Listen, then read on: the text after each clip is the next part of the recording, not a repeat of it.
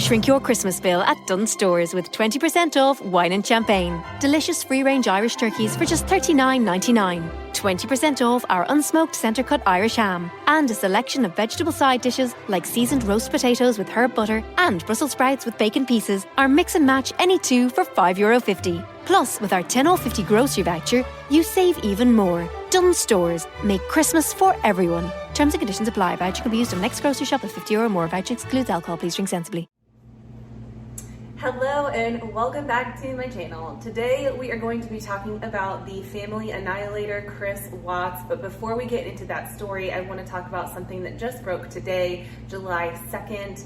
And that is that Ghislaine Maxwell has finally been arrested. If you don't know who Ghislaine Maxwell is, she is an associate of Jeffrey Epstein. I have seen numerous documentaries on Jeffrey Epstein. I even read the book Filthy Rich by James Patterson, which detailed a ton of the stories written and spoken by the victims of Jeffrey Epstein. And a lot of those stories include Ghislaine in them as someone who would bring young ladies to the house for Jeffrey. She facilitated a lot of the crimes that he committed against underage girls. So this has just been a long time coming that Ghislaine is finally facing some charges.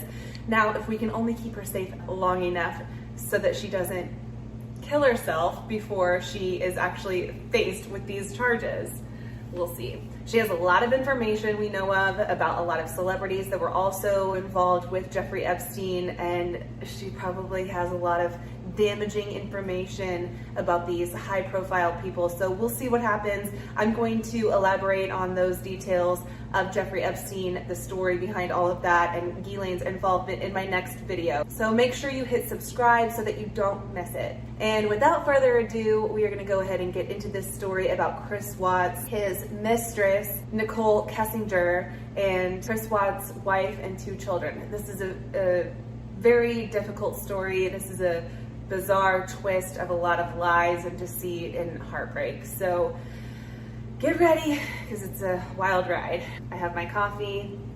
Let's get into it.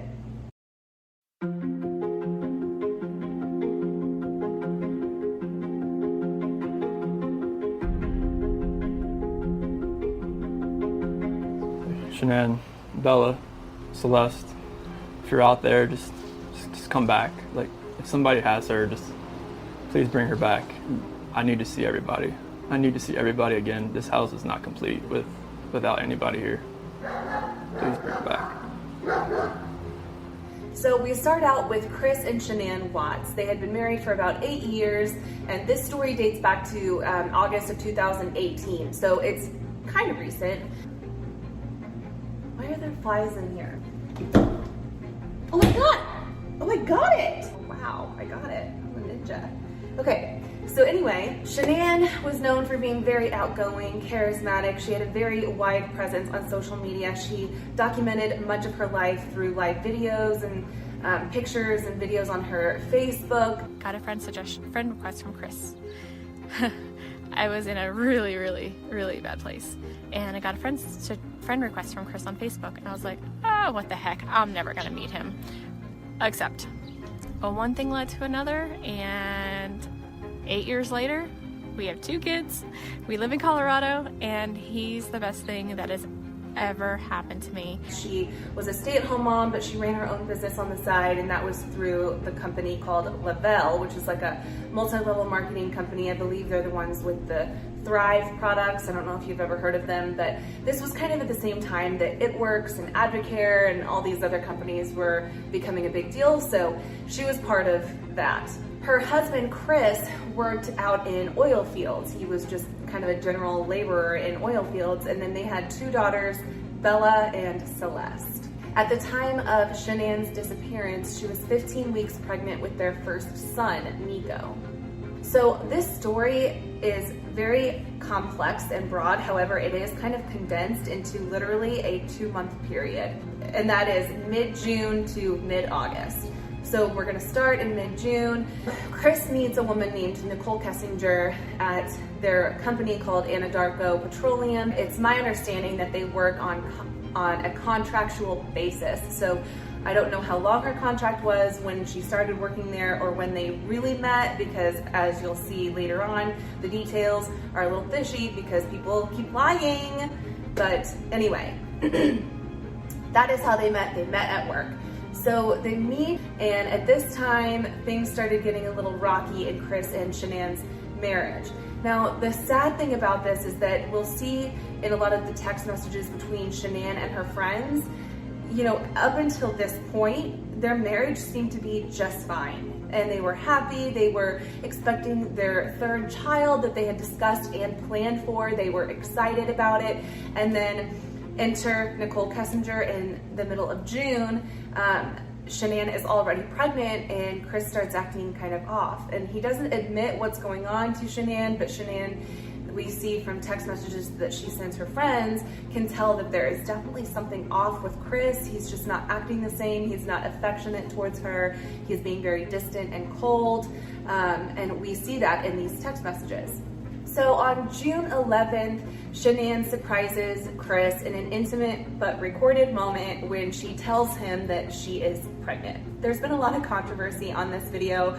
A lot of people insist that Chris doesn't seem excited or enthusiastic about this pregnancy. However, if you read about Chris or if you look at past interviews, he's been known to be a little bit of an introvert, so it doesn't surprise me at all that if he knows he's on camera, he's a little more guarded or reserved.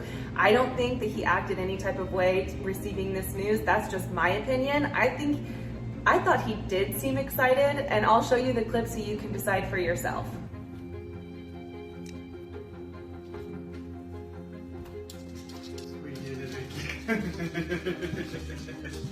I like that shirt. Really? Really? That's awesome. So pink means... That's just the test. I know. It just says the pink is going to be girls. I don't know. Just the test. That's awesome. So that's the video. I mean, in my opinion, he seemed excited. He seemed like any other dad that would react to finding out that his wife is pregnant. I mean, they're either excited and they're a little reserved because, it's just a special moment, or they're like bouncing off the walls and crying. Like, I don't know what you expect from this guy, but I didn't think his reaction was bizarre. I didn't think he didn't seem excited. This is early June. It's June 11th. As far as we know, it's before Nicole Kessinger came into the picture. So I don't know. June 14th, Shanann sends Chris this video of Bella singing this adorable song for her dad. I'll let you take a look. Is a hero. He helps me grow up strong. He helped me not go true. He reads me books. He ties my shoes. You're a hero. Blue and blue. I don't know if this ended up on Facebook. I'm assuming that it did, but from the outside looking in, you would assume that this is an adorable little family where these daughters are just so loved by their parents and everyone's happy and everything's just great. And then we find out that on that same day, that is when Chris enters Nicole Kessinger's information into his phone under a different name. So it doesn't exactly indicate when they met. We don't know for sure that they met that day. I doubt that they met that day. I'm sure they were talking beforehand. As far as we know, June 14th is when he got her phone number and put it in his phone under a different name. So around this time, it is Father's Day, and Chris tells Nicole that he is married, that he has 2 children, and she remembers this and says this in her interview because Father's Day was coming up and he was really excited about his daughters. So this did come up in conversation. She later admits that yes, she knew he was married and still continued to have a relationship with him. Meanwhile, Shanann is writing and posting these tributes to him on Facebook and Instagram about how loving and doting he is as a father and husband. And then at the end of June, June 27th, Shanann takes the girls to North Carolina on a 5-week trip with her family. Chris stays home to work, and this is when we start to see things kind of unravel a little bit. So I apologize because I know that this timeline kind of jumps back and forth, but I think it's important to understand when things started to happen behind the scenes and when things started to happen in the mind of Shanann, because Shanann was completely unaware of the things that were going on between Chris and Nicole at the time. While Shanann and the girls are out in North Carolina, Nicole Kessinger comes over to the Watts home to help Chris with his diet and exercise plan. Now, mind you, his own wife works for a company that supplies products for weight loss, lifestyle, things like that. He had even mentioned before that he had lost 65 pounds by following this program. So the fact that he had Nicole over to help him with diet and exercise seems like he was just trying to figure out a way to have her over at his house. 2 days later, on the 6th of July, Nicole and Chris go see a movie together. Then on July 14th, Nicole visits the Watts home for a second time, and they end up going to a museum together where they look at hot rod. July 18th, we see from phone records that Chris started transferring photos of Nicole Kessinger, inappropriate photos, to a secret calculator app. I'm sure some of you are aware of this secret app that you can put on your phone. It's like a calculator, but once you enter a 4-digit PIN, it opens up into this secret folder, and there lies inappropriate photos that you wouldn't want someone else to see, apparently. So do with that information whatever you like.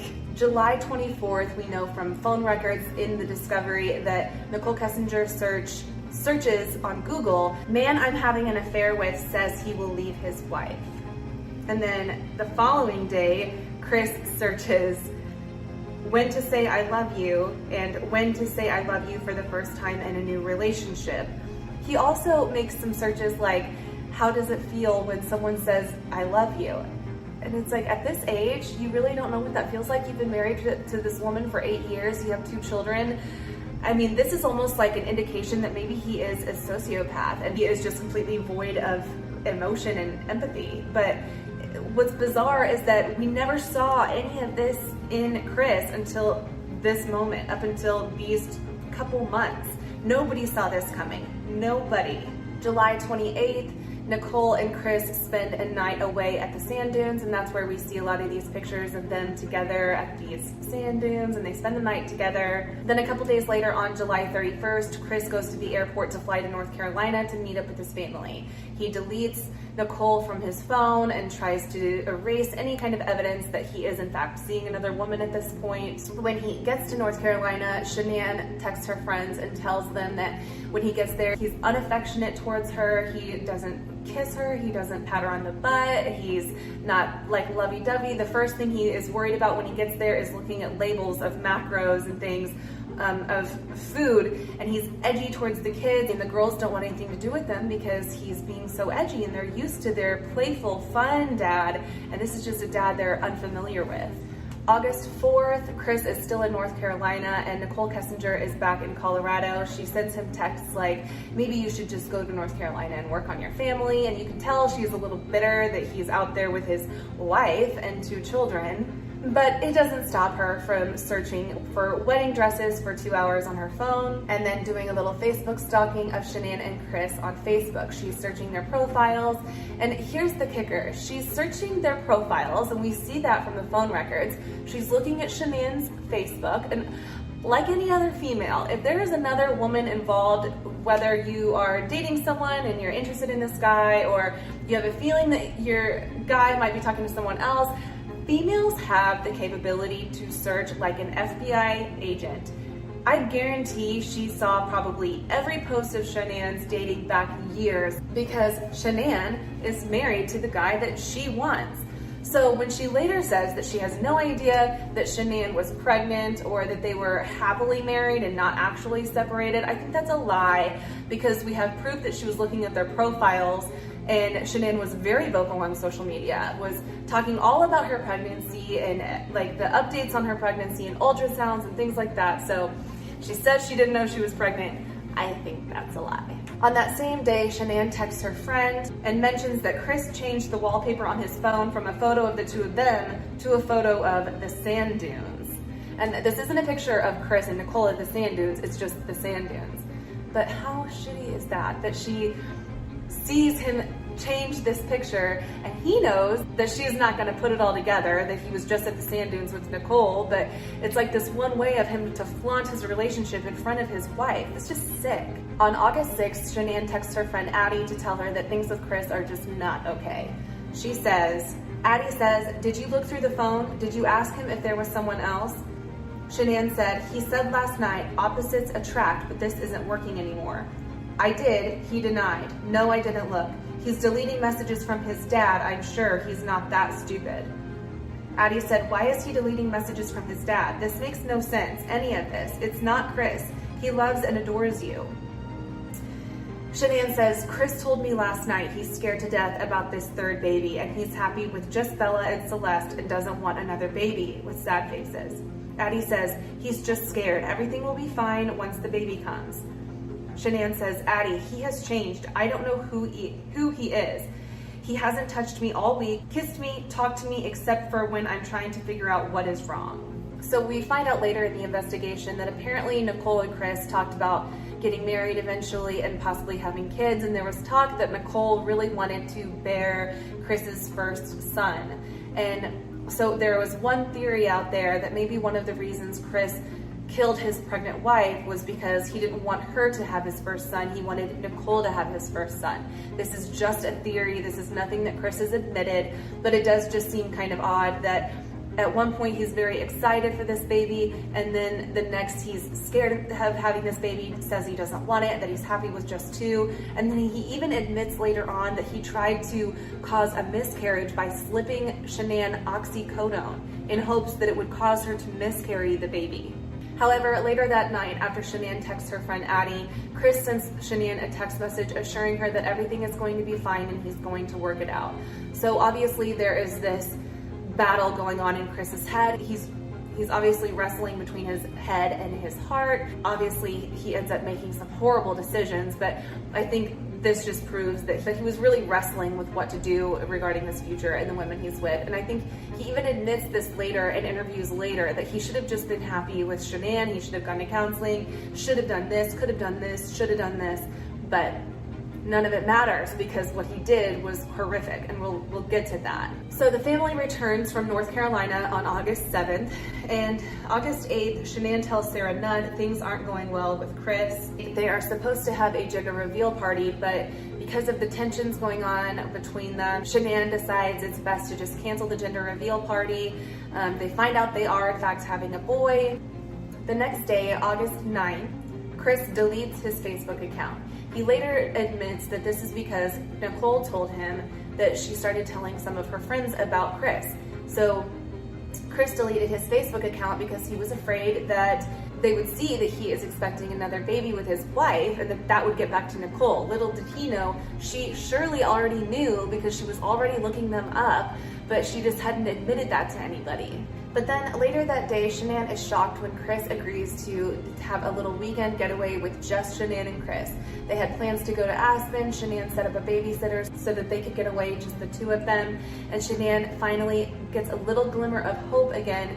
And she's even texting her friends saying that he seems a little bit like the old Chris, and her friends are ecstatic because they've been supportive all along. They've been trying to convince her that maybe he's just going through some feelings because a third baby is just a big responsibility, and they're trying to make excuses for him. They don't just jump to the conclusion that he's cheating on her. They actually try to console her and give her hope that everything's going to be okay. They know Chris, and they know that he wouldn't do anything to hurt her, that he loves her and those children. So her friends are very excited to hear that Chris has agreed to have a little weekend getaway with just the 2 of them, and that maybe they can work some things out. August 10th, Shanann leaves for a short trip to Arizona for work, leaving Chris at home alone with the girls. We also see through phone records that Shanann sent Chris some hotel information in Aspen, some ideas for excursions. Chris is looking at hiking in Aspen, and so they're planning this trip, which is important because what happens in the following days just seems so out of left field, because as of right now, they're planning this trip together, they're having this alone time and this weekend just for the 2 of them, and he's actively trying to plan this. So the same night that Chris is actively searching for things for him and Shanann to do in Aspen, he takes Nicole out on a date to a restaurant called Lazy Dog. They go out to eat, their date is over around 10 p.m., and that same night, Nicole is searching on her phone Chris Watts, Shanann Watts, Ronnie Watts, which is Chris's dad, and 2825 Saratoga Trail, which is Chris and Shanann's address. Shortly after that, while Shanann is over in Arizona, she gets a notification on her phone that there has been a charge at Lazy Dog, and she thinks it's suspicious because it's for a high amount. So she calls Chris. They have a 3-minute conversation according to the phone records, and we know that Chris told her over the phone that he took his friends out to eat and that he paid for one of his friends. We hear from Addie later that Shanann was suspicious that he was out with another woman and that is why she called him. She also searched the Lazy Dog menu to take a look at the pricing and the menu options at Lazy Dog. But Chris assures her that it was just for her friend, and then she tells him after they got off the phone, she sends him a text and says, "Oh, remember to keep the receipt so we can use it as a write-off." At some point that night, Chris and Nicole have a conversation on the phone. Nicole recalls them talking about an apartment that Chris could move into. Nicole reports that Chris is a little less enthusiastic about this now. So that just gives us the idea that maybe Chris is having second thoughts, or he's reconsidering his future with Nicole and or Shanann. We don't know, but it's just information for you to decide. Okay, so the next day is August 12th. Shanann is still in Arizona. Chris is at home in Colorado taking care of the girls. He has an active day with the girls that day. Later on that night, Chris calls Nicole and they talk for 111 minutes. She reports hearing a TV in the background. Chris tells Nicole he will be going straight into the field the next day. At 9:44, Shanann's flight is delayed, and at 11:08, Shanann's flight finally leaves Arizona. Shanann tells Karen Epps she will see her tomorrow morning at the kids' school because the following day, August 13th, is going to be the girls' first day of school. At 1:25 that morning, Shanann texts Cassie that they landed in Denver. 1:48 a.m., Shanann arrives home, and we see that as evidenced by the home security system. And then at 5:18 a.m., Chris starts his work truck, backs into their driveway, and then at 5:45, Chris leaves for work. So according to Chris's work truck, it is equipped with GPS and it tracks him going out to survey 319 out in the oil fields where he works. At 7:40, Chris sends a text message to Shanann's phone and then calls her phone, and of course, Shanann doesn't answer. And around this time, Shanann's friend Nicole Atkinson is calling Shanann, texting her. She knew that Shanann had a doctor's appointment that day regarding her pregnancy, so she finds it very odd that someone who is essentially glued to her phone most of the day is now suddenly not answering and not responding to any text messages. So Nicole goes to Shanann's house and is going to make a check on her, but realizes Shanann's car is still there, her shoes are still there, she sees them in the window. She starts to get really worried. So Nicole Atkinson starts calling Chris and is very worried about Shanann. She's asking where she's at. Chris says, "All I know is that Shanann said she was taking the girls to a play date to a friend's house, and he didn't know what friend, he didn't know where, when they would be back, nothing." He had no information for Nicole. Nicole found that incredibly odd, considering that she was one of her best friends and that was not on the agenda at all for the day, and she had just dropped her off the night before. So you would think Shanann would mention that to her friend. So Nicole is waiting on Chris to arrive at the house when she finally just calls the police and asks them to do a well check because they knew that she hadn't been feeling well the night before. She had been emotionally drained from everything that was going on with her and Chris. And the fact that she wasn't answering her phone and she's in there 15 weeks pregnant was cause for alarm. So she calls the police and requests that they do a well check. When the police arrive, they wait around for Chris to get there, and when he does, he rushes up to the house, greets the friend and the police officer, and lets them into the house. In the meantime, one of Shanann's friends, Cassie, starts texting Chris about Shanann's whereabouts, and she says, "This is Cassie. Shanann is in a very bad way emotionally, and I'm worried about her. I know you are having issues, but I don't know to what extent, but I do know I have never seen her so broken to an extent that I am worried." Chris says, "She went to a friend's house with the kids. She won't tell me where though. When I get home, I will update you." Cassie says, "Sweetie, nobody knows about you and her other than Nikki and I, so where would she go if not with Nikki and not to Arizona where I'm at? Her car and shoes and everything else is at the house. What the heck is going on with you guys that she would totally shut out everything? It's not like her." Chris says, "I told Nikki about it so she wouldn't freak out anymore at the house. I think Christina knows as well. We talked last night and I told her I wanted to sell the house, get something smaller. Separation would be best right now if we can work through the issues. But I really don't want you to think I'm a bad person, Cassie." Cassie says, "Right now, I don't care about you or your relationship or what type of person you are or not or what I think of you, and I'm not trying to be rude when I say that. Right now, I'm worried about your damn wife and her well-being. Nikki is calling the police, period. She is broken emotionally, her blood sugar dropped due to not eating, and it could cause her to pass out. So unless you want the police to bust your damn door down, you get home and check on your family. I'm sorry if I am being rude or whatever, but I'm seriously concerned. Chris says, I'm going home, Cassie, on my way. Don't call the police. I will be there in 45 minutes. She says, thank you. Nikki and I know what state she was in all weekend, and we want to see she isn't in the house because this is seriously a concern. So as we see, Chris is way more concerned about the people's opinion of him than he is his own wife. And then he says, instead of calling the police to check on her immediately because she could be in there passed out in the house, he's like, don't worry, I'll be home in 45 minutes. That's like almost an hour. That's way too much time if your wife, who is pregnant, is possibly passed out. So when police arrive to go through the Watts home, one of the neighbors comes out and says, hey, I've got a Ring camera and these security cameras that catch almost everything up and down both ways of the street if you'd like to check it out. Thank God for security cameras. Where would we be in the world of criminal investigation if it weren't for neighbors and their Ring cams? So the police go over there to check the footage, and this is where things start getting a little heated for Chris Watts. As we can see, the neighbor is showing Chris Watts backing up to the house at about 5 o'clock in the morning, backing his truck up to the house. He's seen loading things in and out of his truck and eventually pulling out. And at no point do we ever see Shanann leave the house with the girls, which kind of breaks apart Chris's theory that she left for a play date. After the police officer takes a look at this footage, Chris goes back over to the house and the police officer stays to talk to the neighbor. And that's when the neighbor admits that Chris is not acting right. Mind if you just want to go talk to him? I'm going to get his info real quick. No.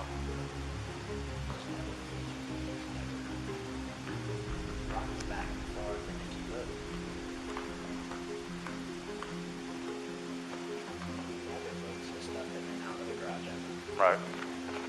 To be completely honest with you, my wife and I were kind of wondering when she was on vacation if something happened, because I've heard them full out screaming at each other at the top of their lungs. It's crazy. And that's pretty recently. I'm guessing that's why she went visiting people, because she wanted to get away from the situation. Give your ID.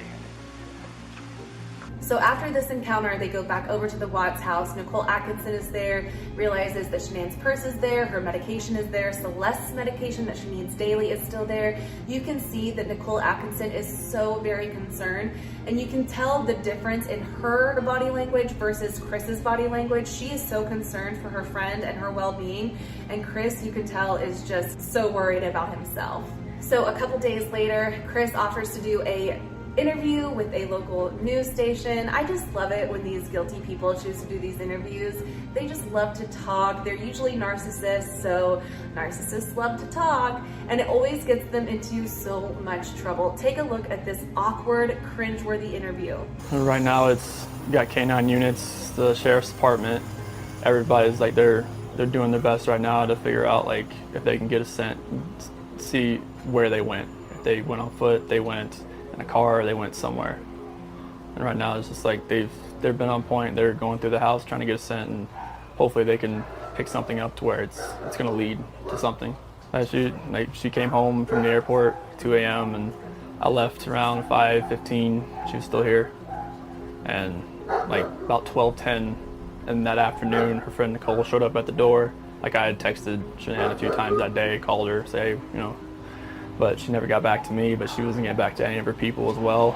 And that's what really concerned a lot of people, is like, if she's not getting back to her, like if she doesn't get back to me, that's fine, like she gets busy during the day, but she didn't get back to her people, which was very concerning. And Nicole called me when she was at the door, and that's when I came home. And then walked in the house and nothing was vanished, nothing was here. I mean, she wasn't here, the kids weren't here, nobody was here. I called her 3 times, texted her about 3 times just to say, what's going on? Like because after I called her and texted her once, it's like, maybe she was just busy. Like she had just gotten back, like everybody's probably calling her from her trip. She just got back from Arizona, and I figured she was just busy. But when her friend showed up, that's what it was like. It registered like, all right, this isn't right. I mean, right now I don't even want to just like throw anything out there. Like I hope that she's somewhere safe right now and with the kids. But I mean, could she just taken off? I don't know. But if somebody has her and they're not safe, like, I want them back now. Like that's what's in my head. Like, if they're safe right now, they're gonna come back. But if they're not safe right now, that's the not knowing part. Like, if they're not safe, last night I had every light in the house on. I was hoping that I would just ran over by the kids running in the door and just like barrel rushing me, but it didn't happen. And it was just a traumatic night trying to be here. My kids are my life. I mean, those smiles light up my life. And it's like, I mean, last night, like during when they usually eat dinner, it was just like I missed them. Like, I mean, I missed telling them, hey, you got to eat that or you're not going to get your dessert, and just like you're not going to get your snack after. I missed that. Like, I missed them, cuddle up on their couches. They have like a Minnie Mouse couch and a Sophia couch that they cuddle up on and watch, Bubble Guppies or something. And it was just like, it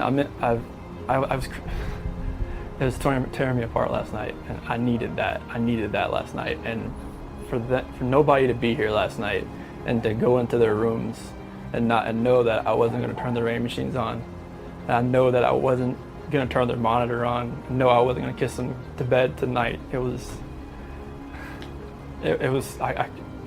That's why last night was just horrible. I couldn't do it. I want everybody to just come home. Like, wherever they're at, come home. That's what I want. This might be a tough question, but did you guys get into an argument before she left? It wasn't like an argument. We had an emotional conversation, but I'll leave it at that. But I just want them back. I just want them to come back. And if they're not safe right now, that's what's tearing me apart. Because if they are safe, they're coming back. But if they're not, this has got to stop. Like, somebody has to come forward. Shanann, Bella, Celeste, if you're out there, just come back. Like, if somebody has her, just please bring her back. I need to see everybody. I need to see everybody again. This house is not complete without anybody here. Please bring her back. I find it so odd that during this entire interview, Chris is laughing, huffing with a smile on his face. He's not shedding a single tear. He doesn't act like a dad whose kids are missing. I have 2 children. If my kids were missing, I watch these interviews of these guilty parties with missing children who know where their children are and what has happened to them and the fact that they aren't alive. And it blows me away. I just can't relate. I can't relate. It's like he's saying all the right things, but the way that he's saying them is just off, and it's so obvious. So August 15th, the police start to track Chris's whereabouts and movements, and they bring him in for questioning, and they offer to do a lie detector test, which Chris agrees to do. He fails miserably, and finally they start probing. Where is your wife? Where are your kids? Something happened. You know what happened. You know where they are. You need to tell us where they are. Still, of course, after failing this lie detector test, he insists that he has no idea where they are, that he would never hurt his kids or his wife, and that he has no idea where they're at. But detectives are pretty seasoned at this, and they offer him an out by saying, did Shanann do something to the girls? And maybe you were trying to cover it up for her, or they kind of give him this little bait, and he bites. So he asks for his dad to come in so that he can talk to his dad alone. His dad comes in, and on camera, Chris admits to his dad that Shanann is the one that killed the girls, and that in a fit of rage because of this, he attacked Shanann and killed Shanann. So the detectives come back in, they ask him to elaborate on this story, and they're having a hard time believing that Shanann would do something like this. They even tell him, I would just hate for her memory to be tarnished due to a lie. But rather than focus on that for too long, they just want to get out of Chris where they are. So they bring in a picture of the oil fields and the oil tanks where the GPS located his truck. And he writes on this photo the initials of where each girl is located. Shanann was buried in a shallow grave in the field next to the oil tanks, and then Bella and Celeste were placed in these oil tanks filled with crude oil. So of course that evening Chris is arrested, and on the following day, because this happened late at night and they needed daylight in order to recover the girls' bodies, they went out the following day to recover Bella and Celeste from the oil tanks and Shanann from the field. August 18th, Chris is charged with 9 counts. At this point, he's still denying his involvement. The public defenders asked to swab the girls' necks for DNA to prove that Shanann killed them, but the judge denied that request. So at that point, Chris offers to plead guilty as long as the death penalty is off the table. They accept that plea deal. So Chris then finally admits that he did in fact kill Shanann and his 2 girls. 2 weeks later, Chris is finally sentenced and the family has a chance to speak to him face to face. They offer Chris any words to his family and he declines like the coward that he is. And then 4 months later, while he is imprisoned in Wisconsin, the agents who initially interrogated him in the beginning fly out to meet with him again, and he lays it all out on the table. At this point, he has nothing to lose. He is sentenced to life without the chance of parole. So he is going to die in prison, and at this point he offers every detail, every answer to every question they have, and the details are quite disturbing. This video is probably long enough, so I'm going to spare you of those details. If you want to look them up, you can find them just about anywhere. The interviews are on YouTube, the transcripts are on Google. So I will leave it at that. One of the things I found incredibly odd about this case is that they didn't probe more into Nicole Kessinger's involvement. Now, we see that she made Google searches about Shanann and Chris and these mysterious searches about, the man leaving the wife for a mistress. And then days after Shanann goes missing and the bodies are found, she is Googling Amber Fry, who, if you don't already know, was the mistress in the Scott and Lacey Peterson case. This is way back, and it was a huge deal where Scott was having this affair with Amber Fry. Amber Fry, however, had no idea that Scott was married with a pregnant wife. And Scott was later convicted of killing his wife and newborn child and dumping her in a bay out in California. So she relates to Amber Fry. However, Amber Fry had no idea that Scott was married, and she was very well aware that Chris was married with a baby on the way. So she's Googling Amber Fry. Did everybody hate Amber Fry? How much did Amber Fry make from her book deal? Amber Fry's net worth. She sees this tragedy as an opportunity for her. And so with all the Google searches in the past, the private photos, the sexting and the letters and all of those things, it doesn't prove that she's guilty of being an accomplice. It just proves that she's a piece of shit with a poor moral character. This whole case is just so icky. It's so cringy. And now Nicole is like considered a state's witness or something. She's under the witness protection program apparently, so nobody knows where she's at or what she's doing. Hopefully she's learned from this. I'm just here to give you the information so you can develop an opinion of your own, but I do think it's kind of odd that in all the documentaries I've seen, there isn't much talk about Nicole Kessinger, so that was one of the things I really wanted to touch on in this video, was her involvement in this whole ordeal. While she didn't have a hand in the girls losing their lives, she had a huge hand in the relationship she had with a married man, and it's disgusting. I have been a little sick all week and I can tell that I'm starting to lose my voice, so I'm gonna go ahead and cut this off.